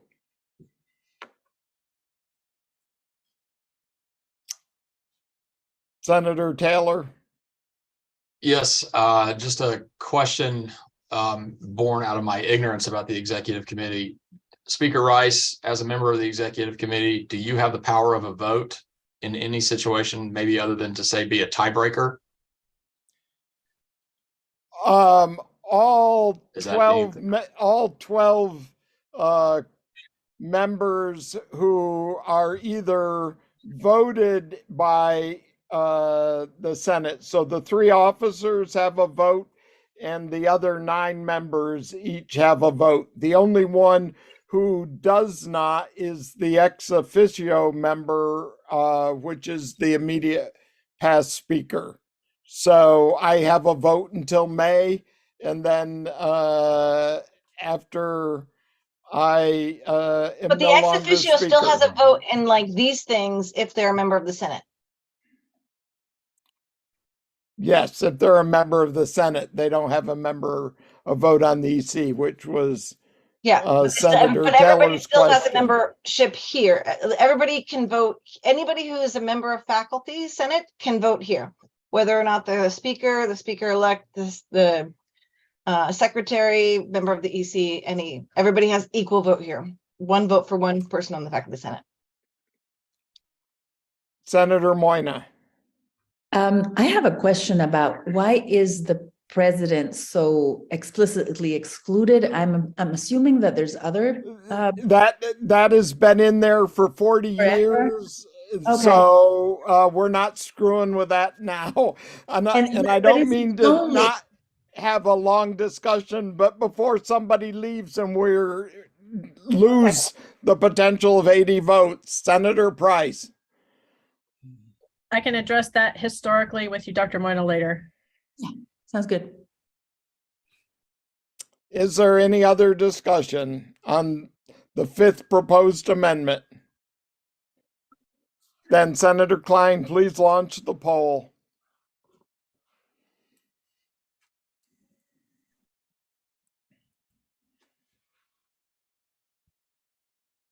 The poll has been relaunched.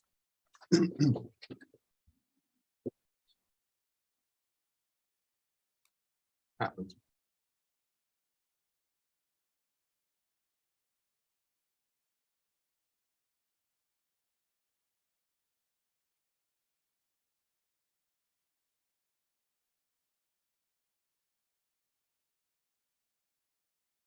So we are only up to 76 votes.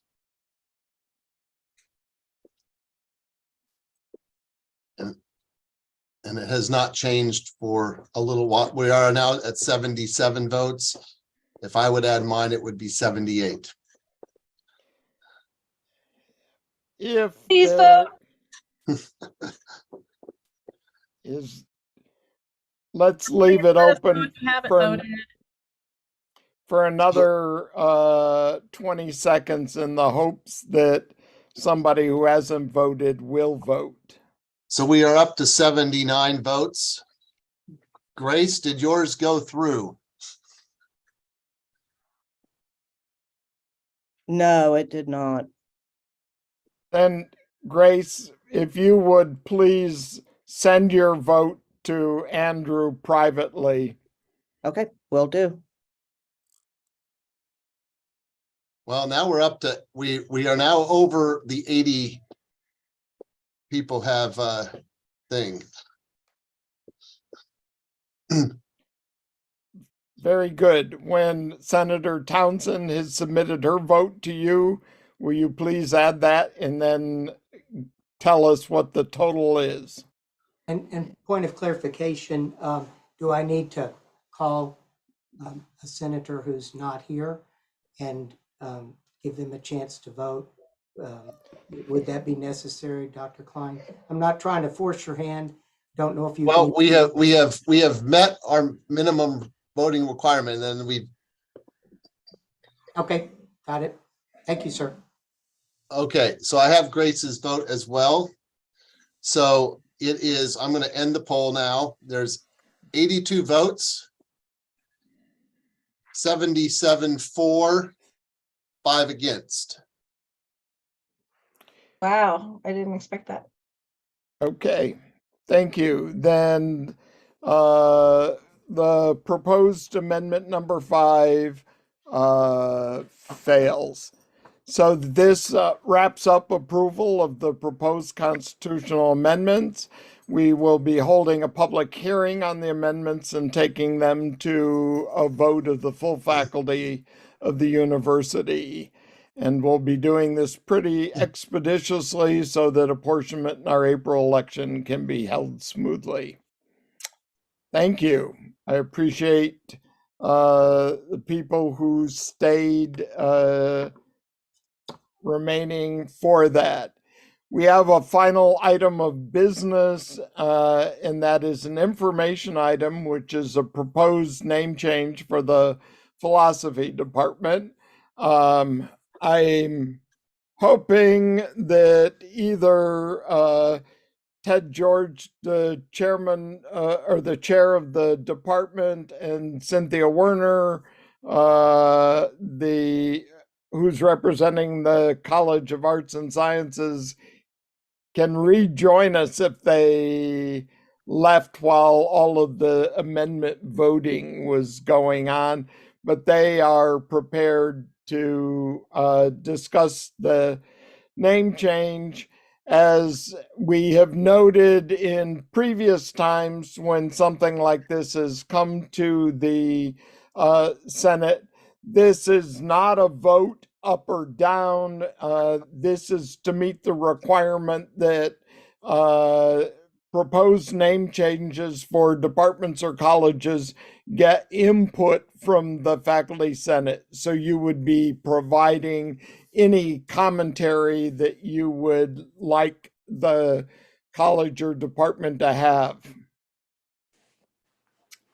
Okay, I am here and can speak about this, and Ted George will probably be logging on soon. I'm here now too. Okay. Okay, thank you both. I appreciate that. Yeah, thanks. We weren't sure about the procedures or the timing, exact timing.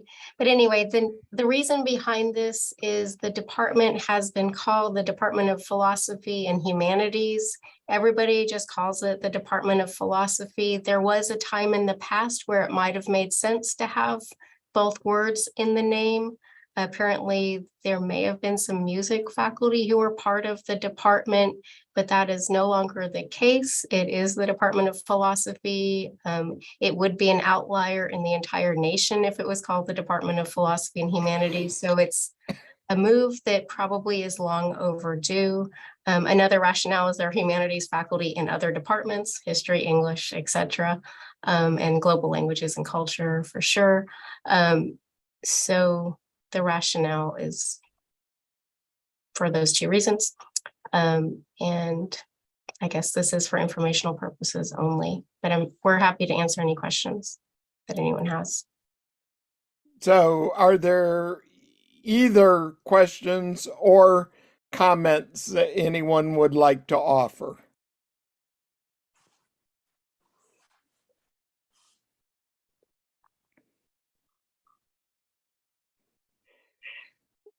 Well, then I would say that this proposed change gets the same reaction that a proposed change in the departmental name at the med school got a couple of months ago, which is everyone apparently is very happy with that idea of just calling a Department of Philosophy the Department of Philosophy. So thank you, Dr. Werner and Dr. George. I appreciate you being here for this. Thank you. Thanks for including us. Yeah, thank you very much.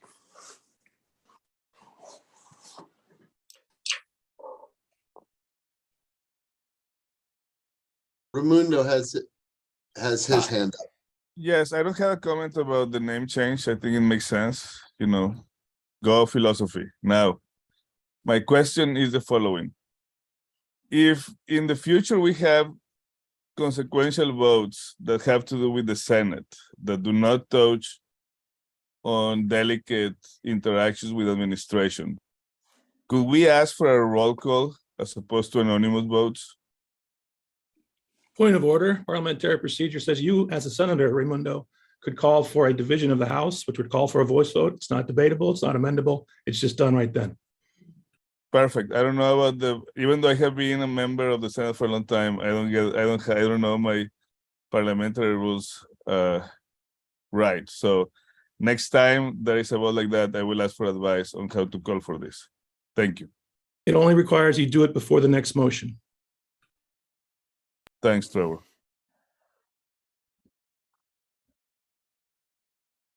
And I actually noticed that he put something like that in the chat. So I don't know if we should have responded. I didn't know what that meant. And so I'm really sorry, Raimundo.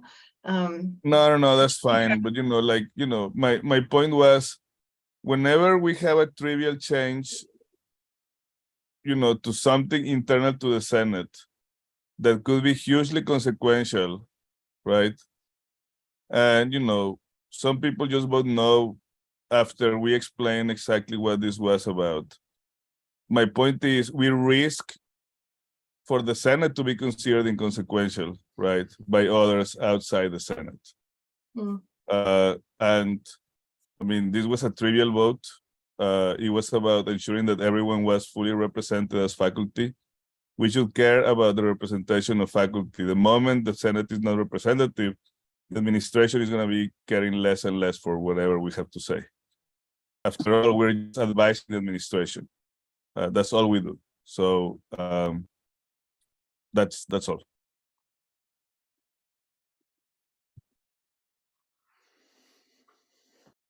If I may actually just respond to what Trevor said as parliamentarian, our bylaws actually modify Robert's rules slightly. And so 25% of the senators present may demand a roll call vote. It's not automatically enacted, but it is definitely an option that can be requested and then a motion put forward to whether or not we'll take a roll call vote. Thank you, Senator Yujez.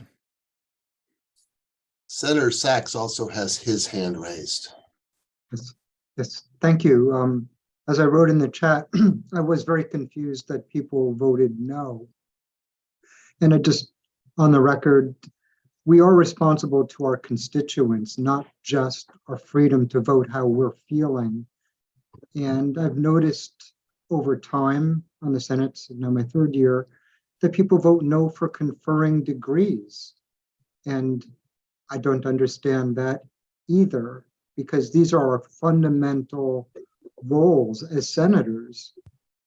And responsibility for knowing how I voted, yes or no. I understand that there should be some freedom to actually rephrase that, some freedom to vote anonymously, but at the same time, there has to be some responsibility for voting on these critical issues. So you have to stand behind your vote. I'll stop there. I think I made my point. Matthew, if I may add something, exactly, right? If our votes are on the record, other people can campaign against you in the next Senate election. Like, we are all elected by our peers, right? So, that is what we have to, this is how we show our constituents that we're caring for their interests, right? So I think this is good commentary, but it probably belongs in the committee of the whole, which we are about to move to, unless someone has some other order of business of which I'm unaware. Then I would invite Speaker-elect Hammond to take us into the committee of the whole. Thank you, Speaker Rice. I want to begin by asking if there are any positive actions or items of concern that are occurring on campus related to diversity, equity, inclusion, and accessibility.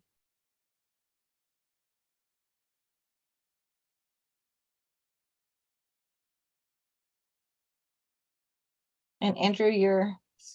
I think you can recognize yourself. Okay, Ken. I'm just going to let, one thing is that we're starting our new discussions with ASWE Mind, Minorities Division, as well as the Commission on DEI. We're starting a new book club book, which is starting on Wednesdays at 2 Central Time.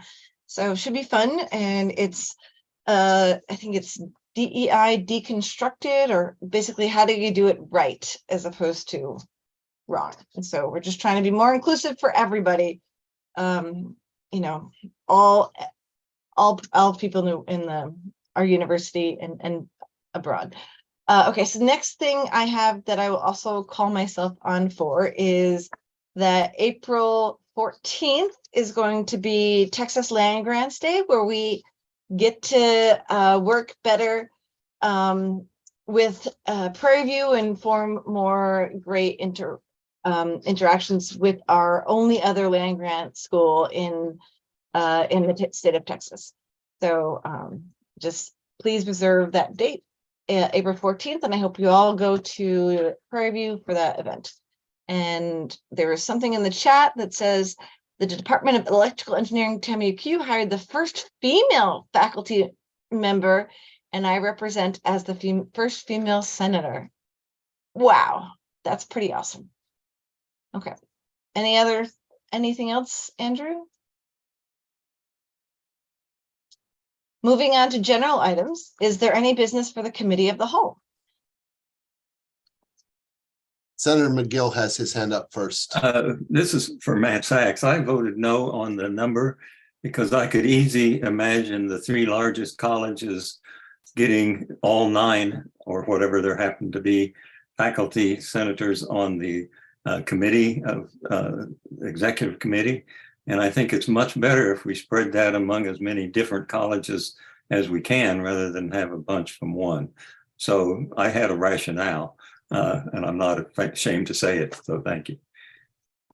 And I just would like to thank you for that response, Clinton. I think that is something that we were discussing, and so I understand your concern, and I think that is a potential issue. So I agree with you.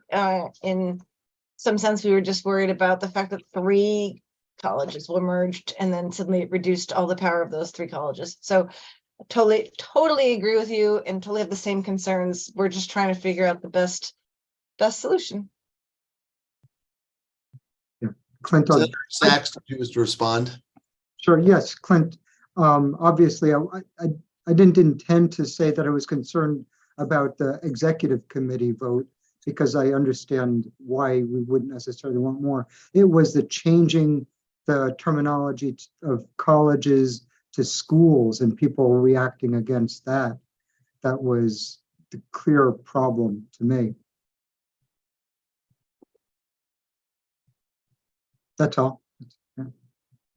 Senator Alvarado has his hand raised. Hi, I just have a comment to make about the internal searches. I don't see the point of having large committees. 29 for the Dean of Engineering search, 29 members in that committee, 15 for the provost search. If we're going to have only internal candidates, it's just a waste of time, waste of money, and the outcome might not be any different. So, I mean, it makes more sense if you have a bunch of external candidates that you have to somehow, speak with them and things like that. But if it's an internal candidate, the pool is very limited. Why have so many members in those search committees? What's the point? Thank you. Senator McCartney has her hand raised. Hi, yes, thank you. On Thursday morning, we received a all-white email about the members for the new Senior Faculty Advisory Committee. I and several other senators that I know and several other APT faculty members were very concerned that we don't have any APT representation. I was wondering if that could be addressed or maybe some of us added to it.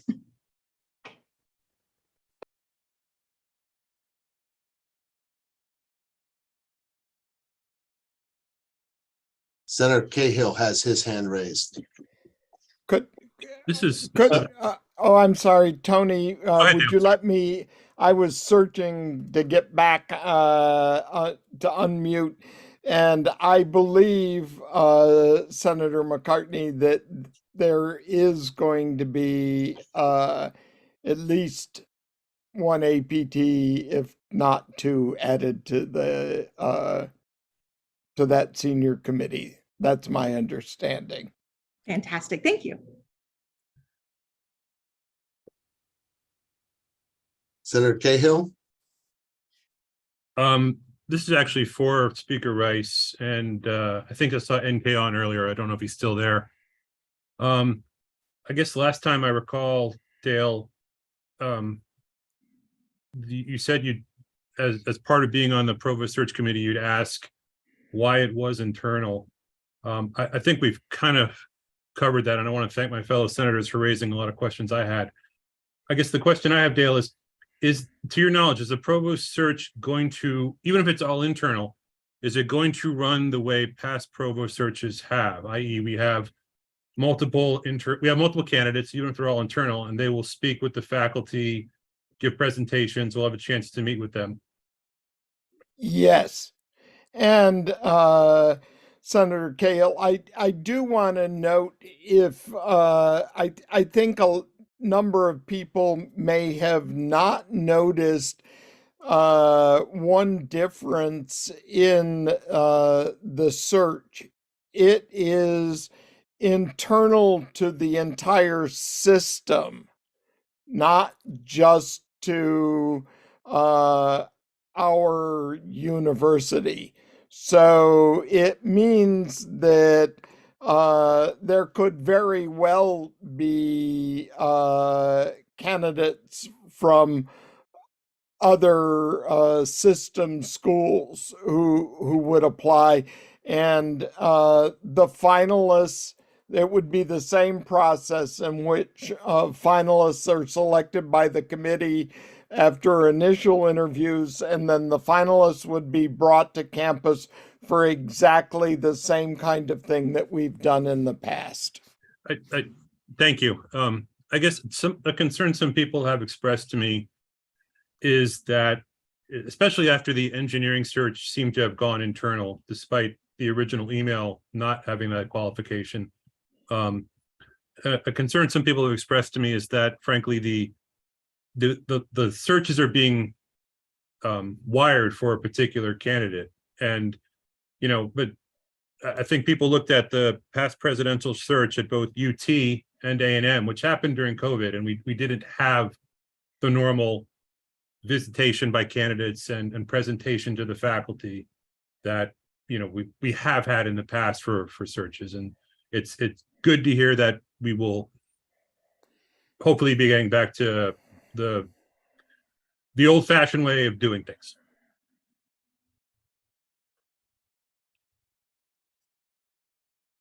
Senator Arave has his hand raised. Arroyo, thank you, Andrew. I know. One day, maybe in my 11th term or something like that, you'll get it, but that's fine. My question, though, if many of us are concerned about the fact that we seem to be going towards intellectual inbreeding by just limiting our searches to be internal for these high-profile, positions. So if the Senate, what can the Senate do? I'm asking out of ignorance, right? So we could draft a resolution stating, we believe in openness and we believe in bringing fresh ideas from outside our system, etc. It may be inconsequential. We all know that the administration will do whatever, they feel like doing, and the chancellor basically said, well, it's a done deal. This is the way we're going to run the search. Probably this is the way that we're going to run all the searches in the future, or at least, all the searches with this president. But, can we do something like, even if it's just like really inconsequential in the sense that, it's not going to be actionable, is something that we could use to express the opinion of many faculty, maybe not all, about the importance of bringing outside perspectives if we want to move forward as a university.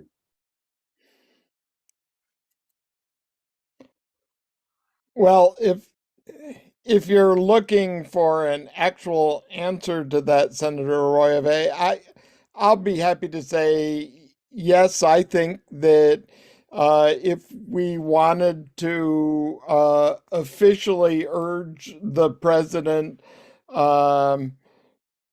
and again, I guess it's a question of, do we want all searches to be external as well? I think we would need to figure out. No, sorry, sorry if I, just to clarify my position is that we should get the best person, right? And the best person means that we're able to compare our internal candidates against the perspectives of external candidates, and we pick the best person regardless of where they come from, right? So it's not just bringing outside people for the sake of being from outside, right? But it's considering this outside perspective as part of the qualities of someone that we would like to, Yeah. Well, what I want to do is lead just us. make sure that people understand that not all the searches have been internal. So we had external involved in dentistry and maze, and so out of the so some searches have been external, some have been internal. It has not been a situation where all have been internal. Senator Epstein has her hand raised. Yeah, this is not about that, but I did promise one of my constituents to bring up something that happened to her with the latest vaccine event, where it was the original message had said they would have the under 6 vaccines, and apparently they're not available within 100 miles. And so they were super excited, packed up their 2-year-old, got there when it opened, and it turns out that none of the boosters for under 6-year-olds were delivered, and she was dismayed that there was no communication. It seems to be an issue that fits a lot of concerns. There's no communication in advance to please not bring your under 6-year-old to the vaccine event. So I told her I would share that, and having kids in my past, I can see her frustration with the lack of communication. So thanks for listening. Senator Cecilio has his hand raised. Thank you, Senator Klein. Senator Epstein, I was at that clinic, and my understanding I heard about that was that there was the hope that the vaccine, which is very either difficult to secure or is not consistently released on a timely basis, there was a hope that the vaccine would arrive either the preceding evening or early that morning, and it did not, and consequently that was not available. I was sitting there, and I remember seeing some happy child. I looked at the child, not the mom or dad, but I think that's the reason for it, in that they tried, they hoped. But I will share with Dr. Carpenter, who's done a yeoman's task of trying to coordinate all of this, that a very important concern. And so I will communicate that with him. And thank you very much.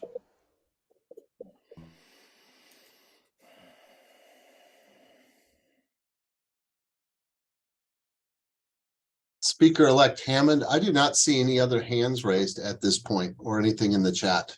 I now return the meeting to Speaker Rice. Thank you, Speaker-elect Hammond, and thank you, senators, for sticking with us for the vote. I really appreciate the fact that 80 of you hung around to get us through all of the votes. So with that, I would say, unless Tracy, you have some other business you want to bring up? I was just gonna second your motion to adjourn. Oh, yeah, I'm simply today going to adjourn the meeting. Thank you, everyone. Have a good Bye, all. semester.